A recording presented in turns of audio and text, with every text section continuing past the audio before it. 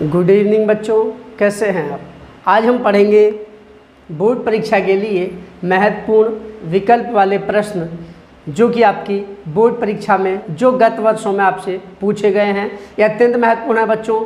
इसकी हम आपको अब लगातार सीरीज देंगे, इसलिए हर वीडियो को ध्यान से देखिए और यदि चैनल पर नए हैं तो सब्सक्राइब कर लीजिए ताकि आपको तुरंत ही हमारी वीडियो मिल जाए। बच्चों, बोर्ड परीक्षा में एक प्रश्न आता है, पहला क्वेश्चन, जिसमें से 6 खंड होते हैं, 6 पार्ट होते हैं एक एक नंबर के, इसलिए 6 नंबर आपके बोर्ड परीक्षा में पक्के हो जाएं। इसलिए पूरी वीडियो को बहुत ही ध्यान से देखिए। तो चलिए शुरू करिए। देखिए पहला क्वेश्चन आपकी स्क्रीन, पहले का इन्युलिन के जल अपघटन से प्राप्त होता है। 4 ऑप्शन हैं, ग्लूकोज, दूसरा फ्रक्टोज, तीसरा डायस्टेस और चौथा लैक्टोज। बच्चों, इन्युलिन एक पॉलीसैकेराइड है। जिस तरह से मनुष्यों में ग्लाइकोजन एक स्टोर फूड के रूप में पॉलीसैकेराइड पाया जाता है, इसी प्रकार बच्चों पौधों में एक पॉलीसैकेराइड होता है इन्युलिन, जो कि जल में विलय होता है। एक कुछ पौधों में पाया जाता है केवल, और इन्युलिन बना होता है ग्लूकोज से। ग्लूकोज जब इन्युलिन का बच्चों जल अपघटन किया जाता है तो इससे प्राप्त होता है ग्लूकोज।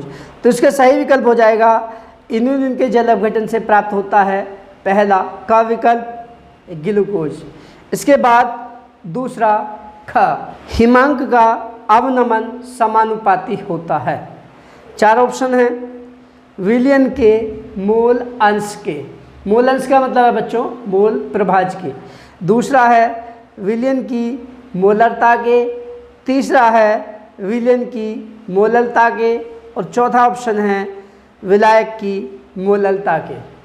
बच्चों, हिमांक का अवनमन, इसका हम सूत्र देख लेते हैं। हिमांक के अवनमन का सूत्र होता है बच्चों, मोलल अवनमन स्थिरांक होता है जो डेल्टा टी बराबर 1000 गुणा के एफ गुणा स्मॉल डब्ल्यू बटे स्मॉल एम गुणा कैपिटल डब्ल्यू, जहाँ डेल्टा टी हिमांक में अवनमन है, के एफ मोलल अवनमन स्थिरांक है, स्मॉल डब्ल्यू विलय की ग्राम में मात्रा है, स्मॉल एम विलय का अनुभार है, और कैपिटल डब्ल्यू विलायक की ग्राम में मात्रा है। बच्चों, इसी सूत्र को हम ऐसे लिख सकते हैं, देखिए इस 1000 को बटे में नीचे ले जा सकते हैं, यानी कि के एफ गुणा स्मॉल डब्ल्यू बटे स्मॉल एम गुणा कैपिटल डब्ल्यू बटे 1000। इस इंटू वाले 1000 को बच्चों हम इसके नीचे ला सकते हैं। नीचे ले जाएंगे तो बच्चों ये क्या बन गया, W अपॉन एम डब्ल्यू, ये 1000 का भाग दे दिया तो विलायक की मात्रा कैपिटल डब्ल्यू किलोग्राम में हो गई, और W अपॉन एम को कहते हैं बच्चों विलय के मोल। ये हो गया 1 किलोग्राम विलायक में उपस्थित विलय के मोलों की संख्या को कहते हैं बच्चों विलयन की मोललता। ठीक है, तो हिमांक में अवनमन को बच्चों हम शॉर्ट में ऐसे लिख देते हैं, के एफ गुणा एम नॉट। एम नॉट है मोललता, ये नियतांक है, तो डेल्टा टी अनुक्रमानुपाती एम नॉट। इसका मतलब है बच्चों हिमांक का अवनमन विलयन की मोललता के समानुपाती होता है। तो देखिए आपका सही विकल्प है बच्चों तीसरा, विलयन की मोललता के। इसके बाद नेक्स्ट क्वेश्चन देखिए, क्वेश्चन तीसरा, निम्न सेल अभिक्रिया के लिए Z प्लस Cu+2 ब्रैकेट में एक्वस, AQ का मतलब है बच्चों एक्वस जलीय, arrow Zn+2 aqueous plus Cu। इसमें नीचे दिया है बच्चों E डिग्री Zn/Z, इसमें नीचे दिया है बच्चों देखिए En डिग्री Zn+2/Zn बराबर -0.76 वोल्ट, और E डिग्री Cu++/Cu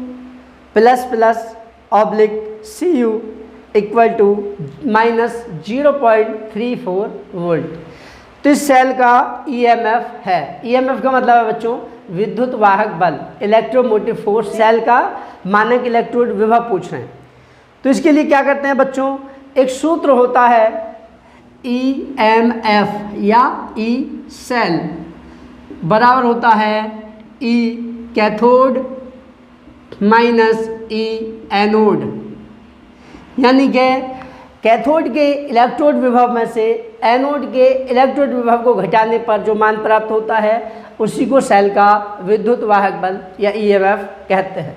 बच्चों, इस प्रकार के प्रश्नों में आपको ध्यान रखना है, जिस इलेक्ट्रोड के लिए मानक इलेक्ट्रोड विभव का मान अधिक ऋणात्मक होता है, अधिक नेगेटिव होता है, उसे हम मानते हैं एनोड, और जिसके लिए जो मान दिया है वो कम ऋणात्मक अर्थात अधिक धनात्मक होता है, उसे मानते हैं हम कैथोड। तो बच्चों देखिए, क्वेश्चन में आपको स्पष्ट दिख रहा है, क्वेश्चन में दिख रहा है Zn++ के लिए E, ये देखिए Zn+2 ऑब्लिक Zn के लिए दिया है बच्चों -0.76 वोल्ट, और E degree Cu+2 oblique Cu के लिए दिया है -0.34 वोल्ट। अब देखिए बच्चों, इनमें से अधिक ऋणात्मक मान कौन सा है? -0.76 है और ये -0.34 है, ये अधिक ऋणात्मक है बच्चों। तो ये हो गया आपका एनोड और ये हो गया कैथोड। तो मान रख देंगे, कैथोड है नीचे वाला, तो ये हो जाएगा -0.34 माइनस, ठीक है, ये माइनस का चिन्ह यहाँ पे है ये, इंटू, अब ये इसका मान है एनोड का ये वाला -0.76, ठीक है। अब ब्रैकेट को खोलेंगे तो बच्चों माइनस माइनस प्लस हो जाएंगे, -0.34 प्लस 0.76। अब इसमें से घटाएंगे बच्चों तो ये आएगा 2, 4, यानी कि प्लस 0.42 वोल्ट। लेकिन आपके ऑप्शन इनमें से कोई नहीं दिए हैं बच्चों, ध्यान से देखिए, कोई भी सही उत्तर तो ये होगा क्वेश्चन के अकॉर्डिंग, लेकिन आपका क्वेश्चन ये मिसप्रिंट है बच्चों। इसमें क्या है? इसमें है आपका जो दे रखा है EZn+ Zn इक्वल टू, ये तो सही है, लेकिन ECu+2 Cu, इसका मान जो माइनस में दे रखा है बच्चों ये प्लस है, इसको आप प्लस मान के करें हल। प्लस मान लेंगे तो बच्चों देखिए ये प्लस का रहेगा, तो आपस में दोनों जुड़ जाएंगे और ये इसका मान आ जाएगा बच्चों, इसको जोड़ने पर प्लस 1.10 वोल्ट। ये आंसर आपका दिया है बच्चों, कौन सा है? पहला। तो इसका सही विकल्प है 1.10 वोल्ट। ये क्वेश्चन मिसप्रिंट है, एग्जाम में आपको ऐसा नहीं मिलेगा। इसके बाद नेक्स्ट क्वेश्चन देखिए बच्चों, घ, इसमें पूछा है शून्य कोटि की अभिक्रिया के लिए वेग नियतांक की इकाई है। अब अलग अलग मान दिए हैं बच्चों, मिनट इनवर्स, दूसरा है litre, mole inverse, minute inverse, तीसरा है मोल, लीटर इनवर्स, मिनट इनवर्स, और चौथा है विमाहीन, यानी कि कोई मात्रक नहीं है। तो बच्चों शून्य कोटि की अभिक्रिया का सूत्र होता है, अभिक्रिया का वेग dx/dt बराबर होता है k into active mass a की पावर 0। यह कोटि अभिक्रिया वे अभिक्रिया होती है बच्चों जिसका वेग अभिकारकों की सांद्रता पर निर्भर नहीं करता है, अर्थात अभिकारकों के 0 अणुओं पर निर्भर करता है, ठीक है। जब किसी की घात बच्चों 0 होती है तो उसका मतलब 1 होता है संख्यात्मक रूप से, तो ये हो जाता है, ये शून्य कोटि के लिए है बच्चों, ठीक है, शून्य कोटि के लिए। तो dx/dt बराबर हो गया k। तो वेग नियतांक का मात्रक क्या होगा बच्चों? dx है अभिकारकों की सांद्रता और dt है समय, तो इसका मात्रक हो जाएगा बच्चों dx की जगह लिख देंगे हम मोल प्रति लीटर बटे समय मिनट में दिया है, सेकंड भी मान सकते हैं, ठीक है, तो मिनट लिख देंगे। इसको ऊपर लाएंगे तो ये हो जाएगा बच्चों मोल इंटू, ये बटे में है तो इसको ऊपर ले आएंगे तो माइनस हो जाएगा mole litre inverse minute inverse, ठीक है। इसको बटे में है, मोल बटे लीटर है, ऐसे इस लीटर को ऊपर लाएंगे तो इनवर्स हो जाएगा, इस मिनट को ऊपर लाएंगे मिनट इनवर्स। तो क्या हो जाएगा सही विकल्प आपका? तो सही विकल्प है आपका mole litre inverse minute inverse. देखिए कौन सा ऑप्शन सही है क्वेश्चन में। इसका है बच्चों सही mole litre inverse minute inverse, तीसरा विकल्प। ध्यान से देखिए, तीसरा विकल्प सही है। इसके बाद नेक्स्ट क्वेश्चन और है, कोहरे को बेधने वाले लैंपों में प्रयुक्त गैस होती है। बच्चों, एकमात्र ऐसी गैस, निष्क्रिय गैस, जिसमें कोहरे को बेध कर बादल और कोहरे को बेधने की क्षमता पाई जाती है, वो होती है नियोन। इसका नियोन लैंपों में से जो लाल रंग का प्रकाश निकलता है बच्चों, उसमें कोहरे को बेधने की क्षमता होती है। तो सही विकल्प है बच्चों आपका, कोहरे को बेधने के लिए वाले लैंप में प्रयुक्त गैस है नियोन, तीसरा विकल्प। अड़े का तीसरा विकल्प Ne। इसके बाद नंबर 4, औषधियाँ इस अवस्था में सर्वाधिक प्रभावी होती हैं। पहला कॉलॉइड, दूसरा ठोस, तीसरा विलयन और चौथा इनमें से कोई नहीं। बच्चों, इसका सही विकल्प है कॉलॉइड। दवाइयाँ जो होती हैं वो कॉलॉइड के रूप में अधिक प्रभावी होती हैं। कॉलॉइड अवस्था में उनका बच्चों अधिक अवशोषण होता है, हमारी आंतों के द्वारा अधिक आसानी से अवशोषित कर ली जाती हैं। इसी प्रकार कोशिकाओं के द्वारा भी उन्हें आसानी से एब्जॉर्ब कर लिया जाता है ब्लड से। तो इसका सही विकल्प है बच्चों पहला का कॉलॉइड। औषधियाँ इस रूप में सर्वाधिक प्रभावी होती हैं कॉलॉइड। देखते हैं इसके बाद दूसरा क्वेश्चन। क्वेश्चन नंबर 2 का पहला ग्रेफाइट है। पहला आयनिक ठोस, दूसरा धात्विक ठोस, तीसरा सहसंयोजक ठोस और चौथा है बच्चों आणविक ठोस। तो बच्चों इन चारों में से कौन सा विकल्प सही है? ग्रेफाइट। ग्रेफाइट बच्चों कार्बन का एक अपर रूप है, जिसमें प्रत्येक कार्बन पड़ोसी 3 कार्बन परमाणुओं के साथ जुड़ा होता है हेक्सागोनल रूप से, षटकोणीय रूप से। तो इसका जो बच्चों आयनिक ठोस नहीं होता है, आयंस नहीं होते ग्रेफाइट। दूसरा धात्विक ठोस, कार्बन है बच्चों, ग्रेफाइट कार्बन है, शुद्ध कार्बन का बना एक यौगिक है, तो धात्विक ठोस धातु तो है नहीं, तो इसका दूसरा विकल्प भी नहीं है। तीसरा सहसंयोजक ठोस। बच्चों ग्रेफाइट में कार्बन परमाणु सहसंयोजक बंध द्वारा परस्पर जुड़े होते हैं, इसलिए ग्रेफाइट सहसंयोजक या परमाणुवीय ठोस है। चौथा आणविक ठोस। तो बच्चों ये आणविक ठोस नहीं है, ठोस अवस्था में हमने आपको पढ़ाया है, तो इसका सही विकल्प हो गया सहसंयोजक ठोस। उसके बाद ख, समान ताप पर किन विलयनों के युग्म समपराशरी हैं? समपराशरी का मतलब होता है बच्चों जिनके पराशरण दाब समान है।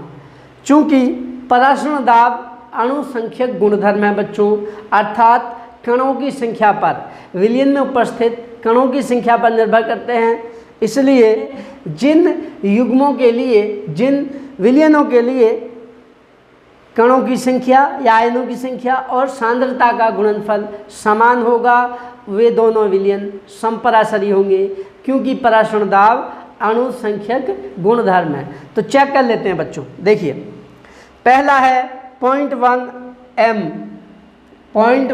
m NaCl। इसमें देखेंगे बच्चों NaCl से कितने आयन बनते हैं? एक सोडियम आयन, एक क्लोराइड आयन, टोटल 2 आयन। इसकी और इसकी गुणा लगाएंगे, 0.1 गुणा 2 बराबर 2, मतलब 0.2 हो गया इसका सांद्रण और अणुओं की संख्या या आयनों की संख्या का गुणनफल, 0.2 हो गया इसका। और दूसरा इसमें दे रखा है 0.1 m Na2SO4, 0.1 m Na2SO4। तो बच्चों इसमें कितने आयन बनेंगे? 2 सोडियम आयन और एक सल्फेट आयन, टोटल 3 आयन। तो ये हो जाएगा 0.1 गुणा 3 बराबर 0.3।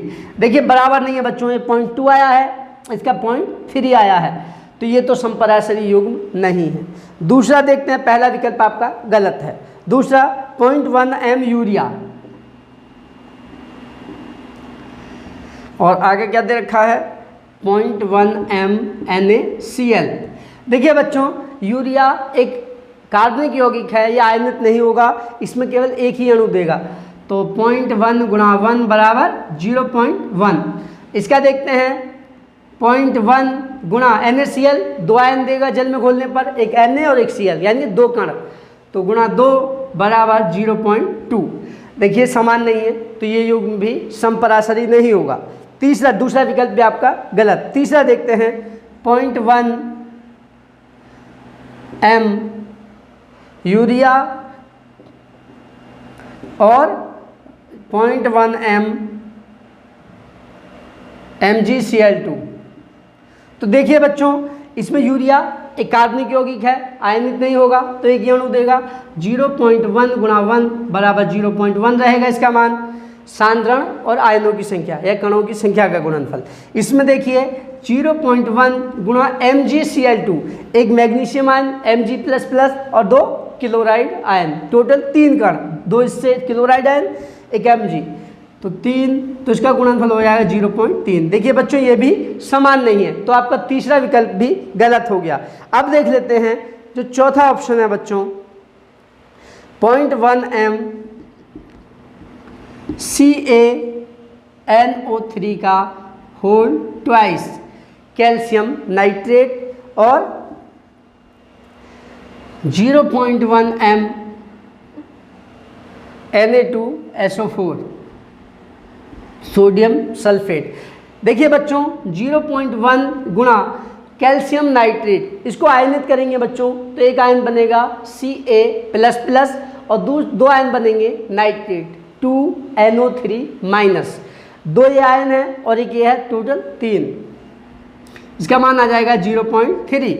इसमें देखते हैं बच्चों 0.1 गुणा सोडियम सल्फेट, इसको आयनित करते हैं तो 2 सोडियम आयन 2Na++ SO4-, यानी कि 2 सोडियम आयन और एक सल्फेट आयन, टोटल 3 आयन बनेंगे बच्चों, तो गुणा 3 बराबर 0.3। देखिए बच्चों, इस युग्म के लिए चौथे विकल्प के लिए सांद्रण और कणों की संख्या या आयनों की संख्या का गुणनफल दोनों के लिए समान है, इसलिए यही युग्म समपराशरी होगा। तो आपका सही विकल्प हो गया बच्चों चौथा।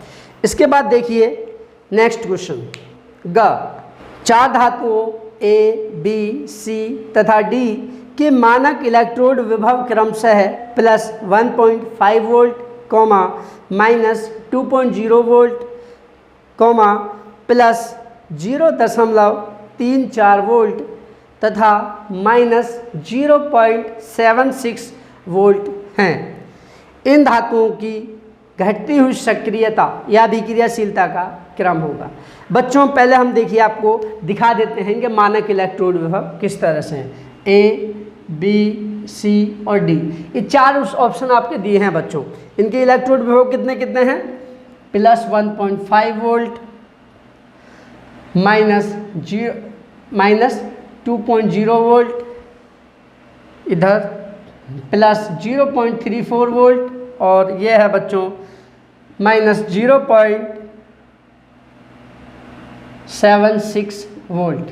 विद्युत रासायनिक श्रेणी इलेक्ट्रोकेमिकल सीरीज के अनुसार धातुओं के मानक इलेक्ट्रोड विभव जैसे जैसे ऋणात्मक से धनात्मक मान की ओर बढ़ते हैं उनकी सक्रियता घटती जाती है। अर्थात जिस धातु के मानक इलेक्ट्रोड विभव का मान जितना अधिक ऋणात्मक होगा वो सबसे अधिक क्रियाशील होगी और जिस धातु के मानक इलेक्ट्रोड का मान अधिक धनात्मक होगा वो कम क्रियाशील होगी। अर्थात मानक इलेक्ट्रोड विभव का मान बढ़ने के क्रम में सक्रियता घटती है। तो सबसे ज़्यादा नेगेटिव वाला सबसे ज़्यादा सक्रिय और सबसे ज़्यादा धनात्मक इलेक्ट्रोड विभव वाला धातु सबसे कम क्रियाशील होगा। सक्रियता घटते के क्रम में पूछा तो बच्चों सबसे पहले सबसे ज़्यादा सक्रिय। तो देखिए इसमें सबसे ज़्यादा नेगेटिव मान किसका है? जिसका मान अधिक ऋणात्मक है वही सबसे क्रियाशील है, तो आता है बी। बी से कम है बच्चों, इसके बाद माइनस का ये डी, उससे भी कम है। अब प्लस में आते हैं क्योंकि माइनस खत्म हो गए। अब प्लस वाला ये है और ये है, जितना ज़्यादा प्लस होता है वो उतना ही कम क्रियाशील होता है। तो उसके बाद प्लस में इसका मान कम है बच्चों सी, और उससे भी कम क्रियाशील होगी बच्चों, इसका मान ज़्यादा है तो 1 यानी कि ए।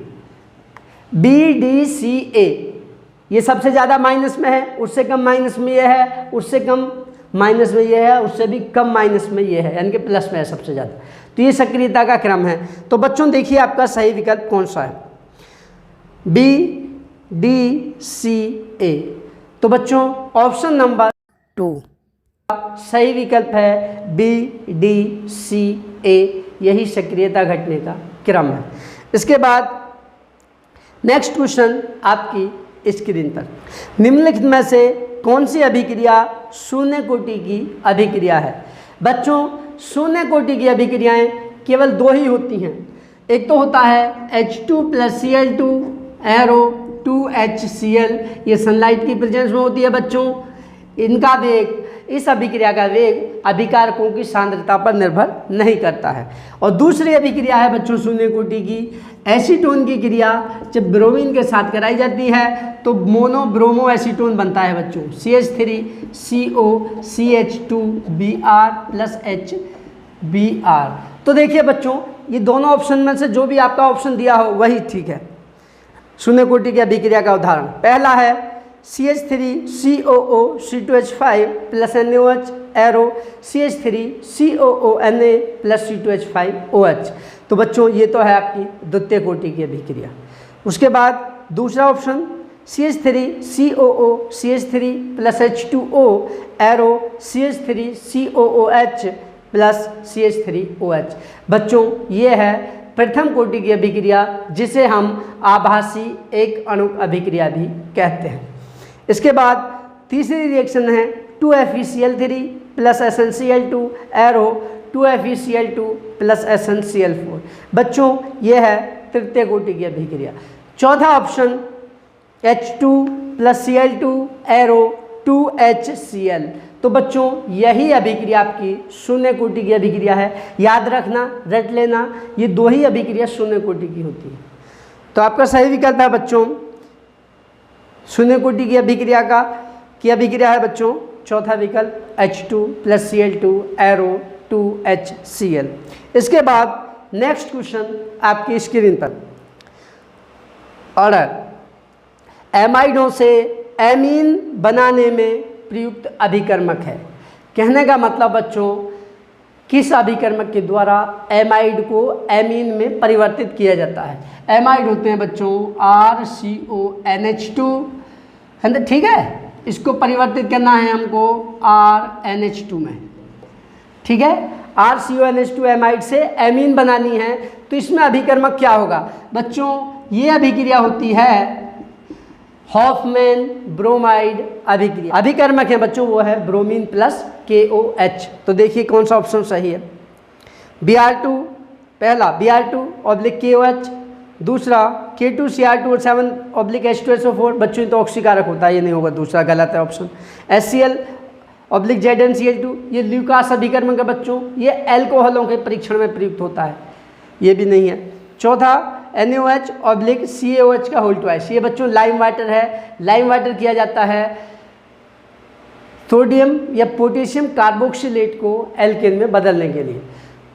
तो आपका बच्चों पहला विकल्प ही सही है Br2/KOH।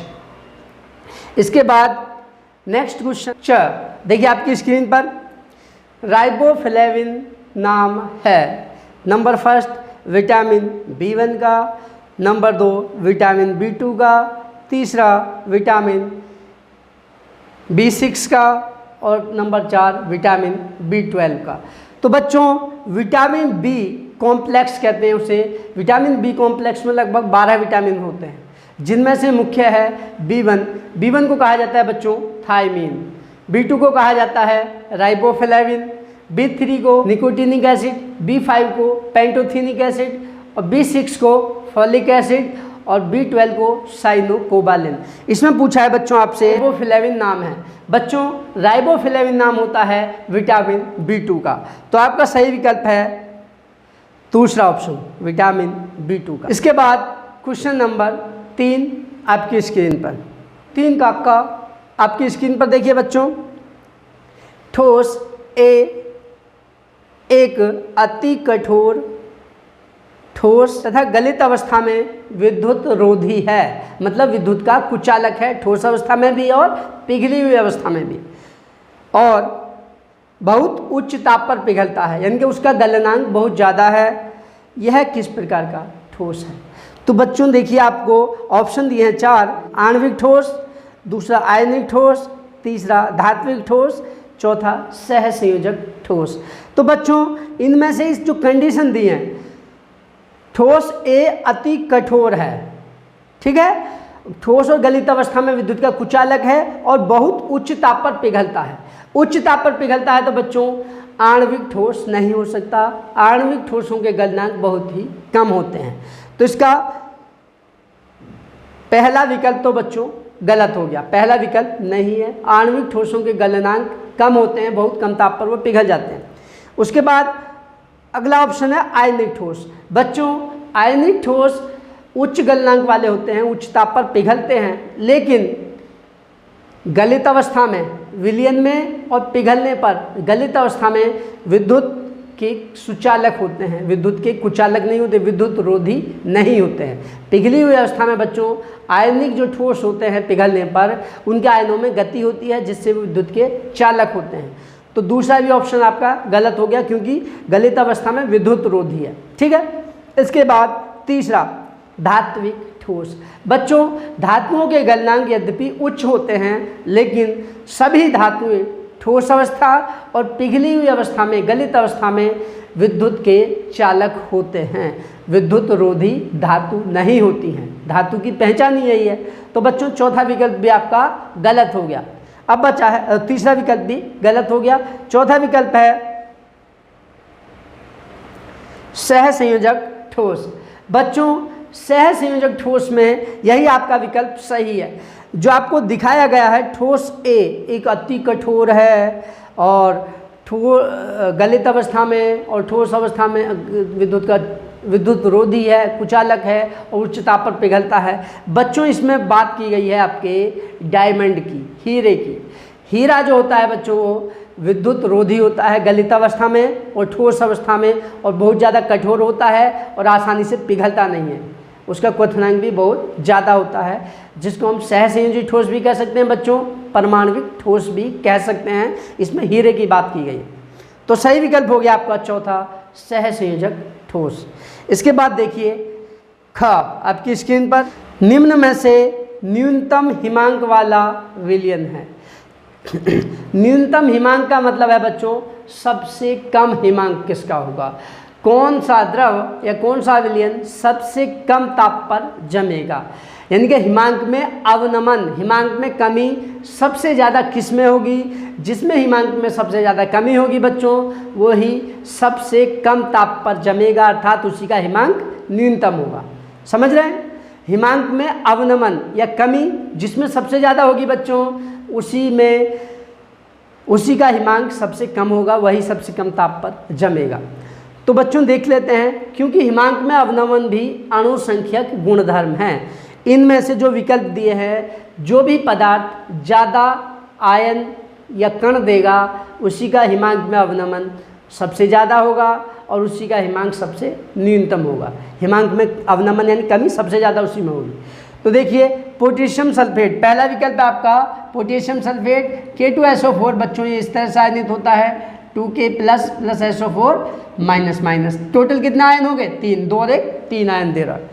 दूसरा है सोडियम क्लोराइड NaCl, इस तरह से आयनित होता है Na plus Cl minus. Total कितना आयन 2 आयन। तीसरा है ग्लूकोज C6H12O6, ये कार्बनिक यौगिक है, यह आयनित नहीं होता है, केवल एक ही अणु देगा। उसके बाद यूरिया भी बच्चों कार्बनिक यौगिक है, ये भी आयनित नहीं होता है, ये भी एक अणु देता है। अब देखिए इन तीनों में से बच्चों, चारों विकल्पों में से सबसे ज़्यादा आयन दे रहा है पोटेशियम सल्फेट। चूँकि हिमांक में अवनमन अणुसंख्यक गुणधर्म है, कणों की संख्या पर निर्भर करता है, इसलिए सबसे ज़्यादा कमी जो होगी हिमांक में बच्चों वो पोटेशियम सल्फेट के विलयन में होगी। इसलिए इसी का विलयन जो होगा उसी का हिमांक न्यूनतम होगा पोटेशियम सल्फेट का। तो सही विकल्प है बच्चों आपका ख का पोटेशियम सल्फेट। नेक्स्ट देखिए क्वेश्चन ग आपकी स्क्रीन पर, निम्नलिखित 4 रंगहीन लवणों के विलयन पृथक पृथक परख नलियों में रखे गए तथा प्रत्येक में तांबे की एक पट्टी डुबोई गई। कौन सा विलयन अंत में नीला हो जाएगा।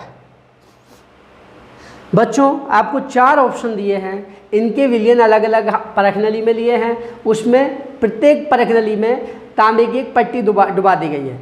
तो पूछ रहा है किस परख नली का विलयन अंत में नीला हो जाएगा। नीला क्यों होगा बच्चों? नीला होगा, कॉपर जो छड़ी डुबाई है, कॉपर की छड़ डुबाई है, वो कॉपर आयन Cu++ के रूप में जब विलयन में जाएगी, उन विलयन Cu++ आयनों के कारण, क्यूप्रिक आयनों के कारण विलयन नीला होगा। क्यूप्रिक आयन कब जाएंगे विलयन में बच्चों?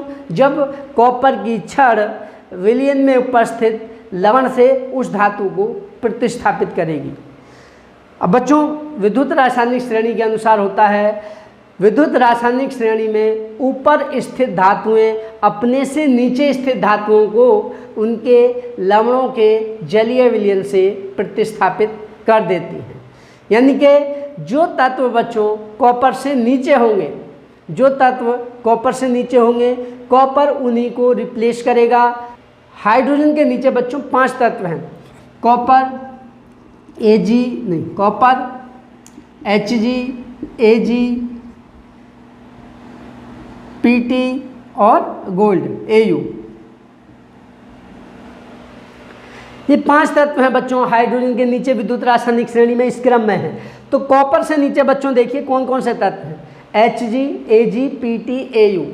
अब इनमें से, इन चारों में से जो भी लवण होगा बच्चों, उसी को कॉपर रिप्लेस करेगा, कॉपर की छड़ उनको विस्थापित कर देगी और स्वयं कॉपर आयनों के रूप में विलयन में जाएगी, जिससे विलयन नीला हो जाएगा। तो देखिए बच्चों इन चारों में से कौन सा आपको दिया, ZnNO3 जिंक नाइट्रेट, पहला विकल्प गलत। देखिए जिंक नहीं है इसमें, जिंक कॉपर से ऊपर होता है। दूसरा है कैडमियम नाइट्रेट CD भी नहीं है बच्चों इसमें, वो भी कॉपर से ऊपर होता है, उसे कॉपर रिप्लेस नहीं कर सकती।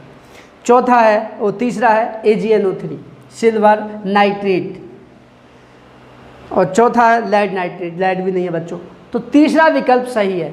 सिल्वर नाइट्रेट के विलयन में जब बच्चों Cu की छड़ डुबाई जाएगी तो कॉपर सिल्वर को सिल्वर नाइट्रेट से रिप्लेस कर देगा, हटा देगा और स्वयं क्यूप्रिक नाइट्रेट बनाएगा, जिससे विलयन नीला हो जाता है। तो सही विकल्प है बच्चों आपका तीसरा AgNO3।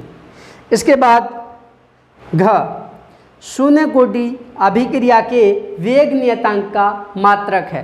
बच्चों पिछले क्वेश्चन में बताया था, एक बार फिर से बता देते हैं। देखिए शून्य कोटि अभिक्रिया होती है बच्चों dx/dt के इंटू एक्टिव मास A⁴, यानी कि अभिकारक के 0 अणुओं की सांद्रता पर निर्भर करता है।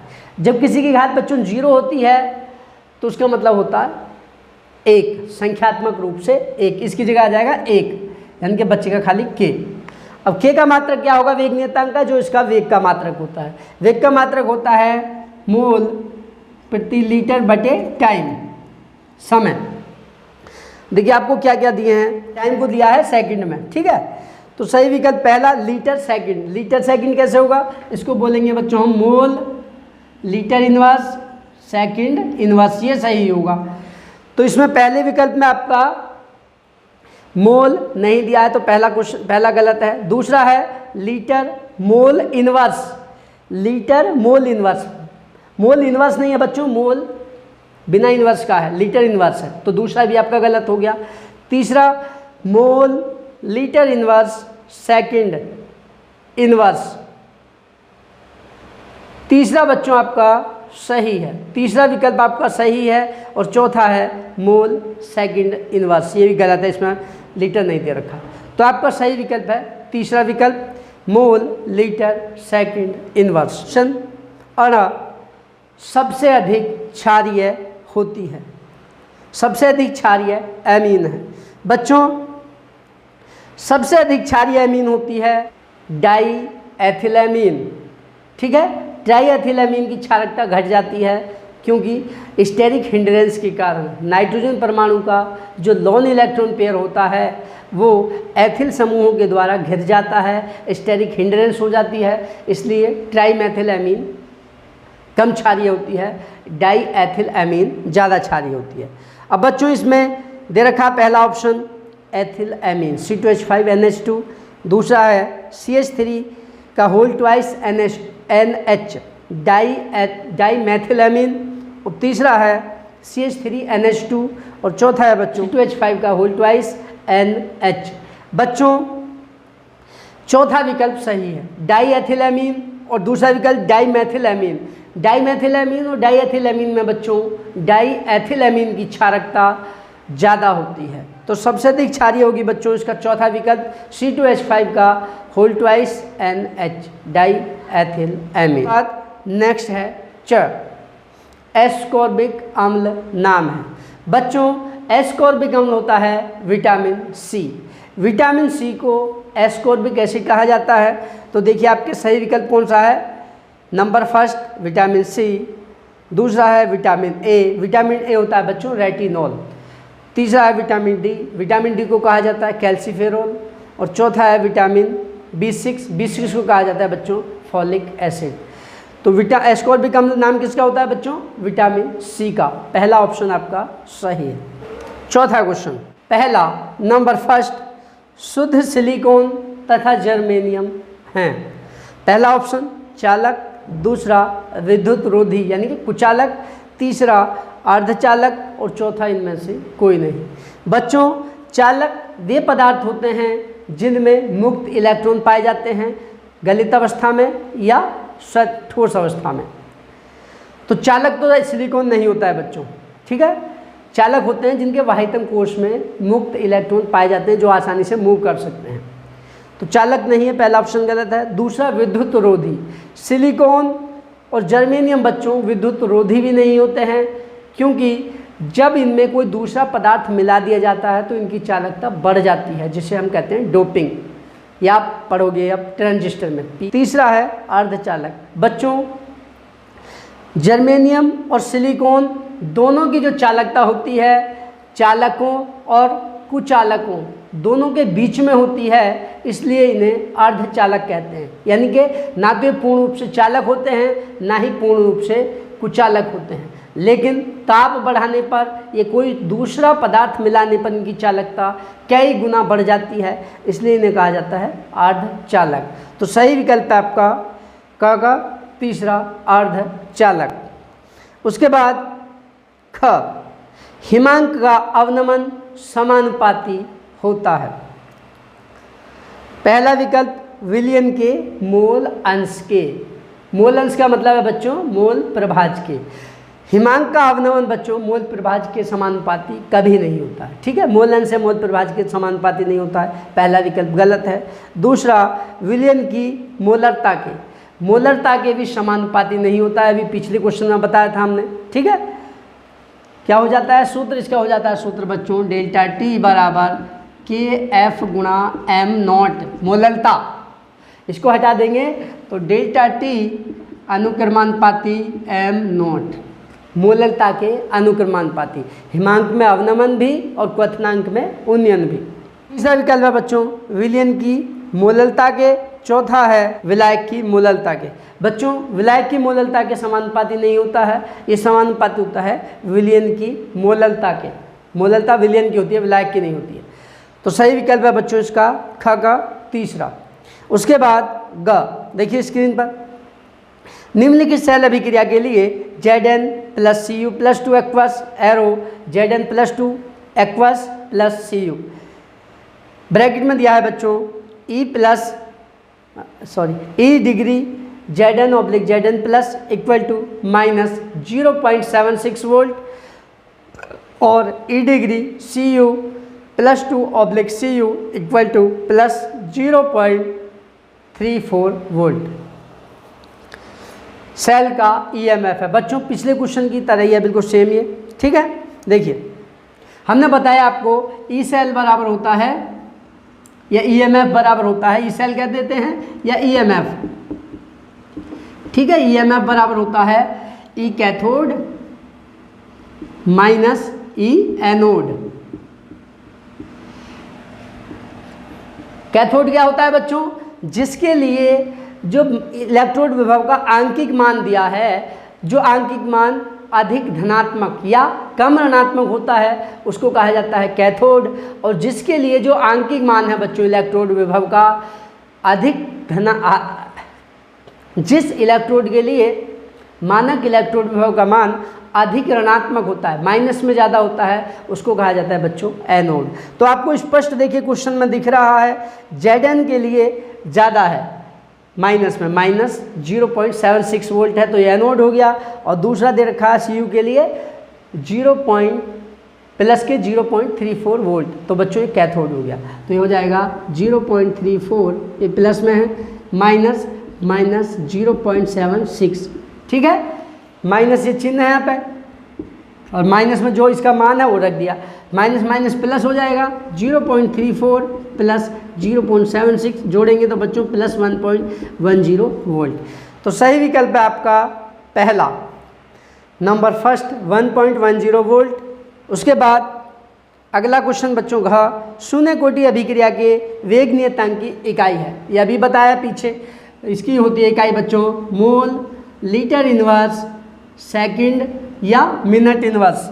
इसमें दे रखा है मिनट में तो मिनट ले लेंगे, मिनट इनवर्स पीछे बताया कैसे होती है, ठीक है। तो देखिए सही विकल्प कौन सा है, पहला तो नहीं है, दूसरा लीटर मोल इनवर्स, दूसरा भी नहीं है, तीसरा mole litre inverse minute inverse, L का मतलब है litre, mole litre inverse minute inverse. बच्चों तीसरा विकल्प आपका सही है। इसके बाद और देखिए PCl3 जल से क्रिया करके बनाती है। देखिए क्या बनाएगी हम देख लेते हैं रिएक्शन बच्चों। PCl3 प्लस H2O, इसके 3 अणु लेने पड़ेंगे बच्चों H2O के, तो बनेंगे पहले 3 HCl निकाल दीजिए, 3HCl प्लस बचे कितने H के 3, 6 में से 3 निकाल लिए, 3 बचे तो बचेगा H3PO के भी 3, यानी कि ऑर्थोफॉस्फोरस अम्ल, ठीक है, ऑर्थोफॉस्फोरस अम्ल H3PO3। तो देखिए पहला दे रखा है PH3, तो फॉस्फीन तो नहीं बनेगी बच्चों इसमें, दूसरा H3PO3, तीसरा POCl3, चौथा H3PO4, ये भी नहीं बनेगा। तो सही विकल्प है आपका बच्चों नंबर 2 H3PO3। नेक्स्ट क्वेश्चन है निम्नलिखित में से कौन सी अभिक्रिया एंजाइम पेप्सिन द्वारा जल अपघटित होती है, यानी कि इसमें पूछा है कौन सी अभिक्रिया एंजाइम पेप्सिन के द्वारा होती है। पेप्सिन होता है बच्चों हमारे आमाशय में पाए जाने वाला एक एंजाइम जो अम्लीय माध्यम में प्रोटीन को पॉलीपेप्टाइड, पेप्टोल्स और पॉलीपेप्टाइड्स में तोड़ता है। प्रोटीन पाचक एंजाइम होता है पेप्सिन, आमाशय में पाए जाने वाला। तो प्रोटीन से एमिनो अम्ल, वसा से वसी अम्ल बनाते हैं बच्चों लाइपेज एंजाइम। तीसरा है ग्लूकोज से एथिल अल्कोहल, ये जाइमेस एंजाइम होता है। और चौथा है पॉलीसैकेराइड से मोनोसैकेराइड्स, पॉलीसैकेराइड से मोनोसैकेराइड्स तो डायस्टेस एंजाइम बनाते हैं। तो आपका बच्चों पहला विकल्प ही सही है, प्रोटीन से एमिनो एसिड। पेप्सिन जो होता है बच्चों एक प्रोटीन पाचक एंजाइम होता है।